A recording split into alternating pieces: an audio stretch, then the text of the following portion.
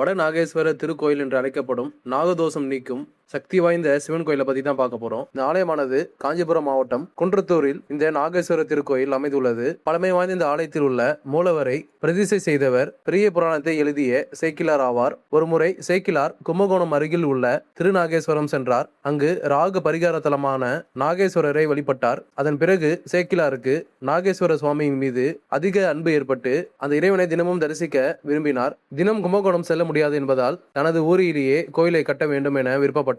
அதன்படியே நாகேஸ்வரரின் அமைப்பில் சிவலிங்கம் ஒன்றை பிரதிஷ்டை செய்து இந்த கோவிலை எழுப்பினார். இங்குள்ள ஈசனும் நாகேஸ்வரர் என்ற பெயரில் அழைக்கப்படுகின்றார். இங்குள்ள அம்மனின் பெயர் காமாட்சி அம்மன். இந்த ஆலயத்தில் வீட்டிற்கும் மூலவரான நாகேஸ்வரரை ராகுவின் அம்சமாக காட்சி தருகின்றார். இவருக்கு தினமும் காலை 6:30 மணி, 10 மணி மற்றும் மாலை 5 மணி ஆகிய வேளைகளில் பாலாபிஷேகம் செய்யப்படுகின்றது. நாகதோஷத்தால் பாதிக்கப்பட்டவர்கள் இதில் கலந்து கொண்டால் நாகதோஷம் நீங்கும் என்பது நம்பிக்கை. இந்த ஆலயத்துக்கு எதிரில் மிகப்பெரிய சூரிய தீர்த்தமும் அமைந்துள்ளது.